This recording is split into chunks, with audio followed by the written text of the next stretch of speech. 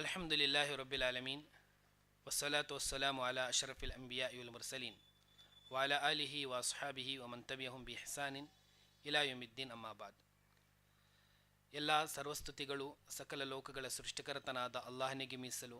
ಅಲ್ಲಾಹನ ಕೋಟಿ ಕೋಟಿ ಅನುಗ್ರಹಗಳಾಗಲಿ ಅಲ್ಲಾಹನ ಎಲ್ಲ ಸಂದೇಶವಾಹಕರ ಮೇಲೆ, ವಿಶೇಷವಾಗಿ ಮಾನವ ಕುಲದ ಅಂತಿಮ ಪ್ರವಾದಿ ಮುಹಮ್ಮದ್ ರಸೂಲುಲ್ಲಾ ಸಲ್ಲಲ್ಲಾಹು ಅಲೈಹಿ ವಸಲ್ಲಂರವರ ಮೇಲೆ.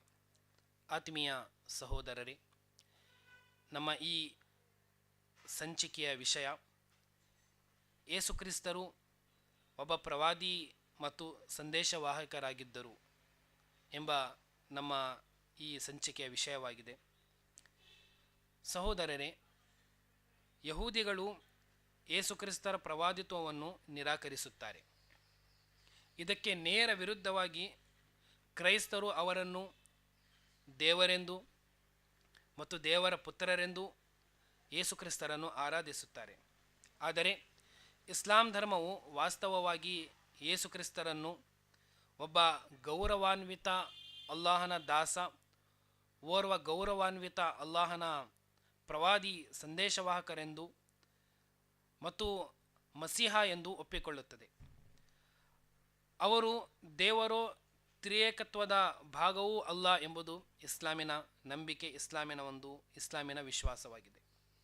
ಸಹೋದರರೇ, ಮುಸ್ಲಿಮರು ಇತರೆಲ್ಲ ಪ್ರವಾದಿಗಳನ್ನು ನೋಡುವಂತೆ, ಇತರೆ ಎಲ್ಲ ಪ್ರವಾದಿಗಳನ್ನು ಗೌರವಿಸುವಂತೆ ಯೇಸುಕ್ರಿಸ್ತರನ್ನು ಸಹ ಅತ್ಯಂತ ಗೌರವದಿಂದ ಮತ್ತು ಪ್ರೀತಿಯಿಂದ ನೋಡುತ್ತಾರೆ. ಅವರನ್ನು ಈಸಾ ಅಲೈಹಿಸ್ಸಲಾಂ ರವರನ್ನು ಅಥವಾ ಮೂಸಾ ಅಲೈಹಿಸ್ಸಲಾಂ ರವರನ್ನು, ಇಬ್ರಾಹಿಂ ಅಲೈಹಿಸ್ಸಲಾಂ ರವರನ್ನು, ಅದೇ ರೀತಿ ನಮ್ಮೆಲ್ಲರ ಅಂತಿಮ ಪ್ರವಾದಿ ಮುಹಮ್ಮದ್ ಸಲ್ಲಲ್ಲಾಹು ಅಲೈಹಿ ವಸಲ್ಲಂ ರವರನ್ನು ಮುಂತಾದ ಇಸ್ಲಾಂ ಧರ್ಮದೊಳಗಿನ ಯಾವುದೇ ಪ್ರವಾದಿ ಅಥವಾ ಸಂದೇಶವಾಹಕರನ್ನು ನಿಷೇಧಿಸುವುದು ಇಸ್ಲಾಂ ಧರ್ಮದಿಂದ ಹೊರಹಾಕುತ್ತದೆ ಎಂಬುದು ಇಸ್ಲಾಮಿನ ನಿಲುವಾಗಿದೆ, ಇಸ್ಲಾಮಿನ ನಂಬಿಕೆಯಾಗಿದೆ. ಇಸ್ಲಾಂ ಧರ್ಮದ ಪ್ರಕಾರ ಪ್ರವಾದಿಗಳನ್ನು ಆರಾಧಿಸಬಾರದು, ಬದಲಾಗಿ ಪ್ರವಾದಿಗಳನ್ನು ಅನುಸರಿಸಬೇಕೆಂಬುದು ಇಸ್ಲಾಮಿನ ನಿಲುವು, ಇಸ್ಲಾಮಿನ ಸಂದೇಶವಾಗಿದೆ.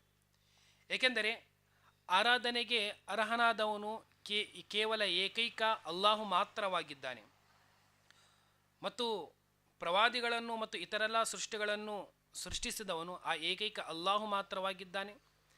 ಸೃಷ್ಟಿಕರ್ತನು ಮಾತ್ರ ಆರಾಧನೆಗೆ ಅರ್ಹನು, ಸೃಷ್ಟಿಗಳು ಆರಾಧನೆಗೆ ಅರ್ಹರಲ್ಲ ಎಂಬುದು ಇಸ್ಲಾಮಿನ ನೈಜ ನಂಬಿಕೆ ಮತ್ತು ನೈಜ ವಿಶ್ವಾಸವಾಗಿದೆ. ಆದ ಕಾರಣದಿಂದಾಗಿ ಈಸಾ ಅಲೈಹಿಸ್ಸಲಾಂ ಯೇಸುಕ್ರಿಸ್ತರು ಅವರು ಅಲ್ಲಾಹನ ದಾಸರಾಗಿದ್ದರು, ಅಲ್ಲಾಹನ ವಾಹಕರಾಗಿದ್ದರು, ಬದಲಾಗಿ ಅವರು ದೇವರಾಗಿರಲಿಲ್ಲ ಎಂಬುದು ಇಸ್ಲಾಮಿನ ಇಸ್ಲಾಮಿನ ನೇರವಾದಂತಹ ನಿಲುವಾಗಿದೆ. ಅಲ್ಲಾಹು ನಮ್ಮೆಲ್ಲರನ್ನು ದೀನಿನ ಧರ್ಮದ ನೈಜ ಜ್ಞಾನ ಅರಿಯುವಂತಹ ತೌಫೀಕನ್ನು ದಯಪಾಲಿಸಲಿ. ಆಮೀನ್. ವಾಖಿರು ದಅವಾನಾ ಅನಿಲ್ ಹಮ್ದುಲಿಲ್ಲಾಹಿ ರಬ್ಬಿಲ್ ಆಲಮೀನ್.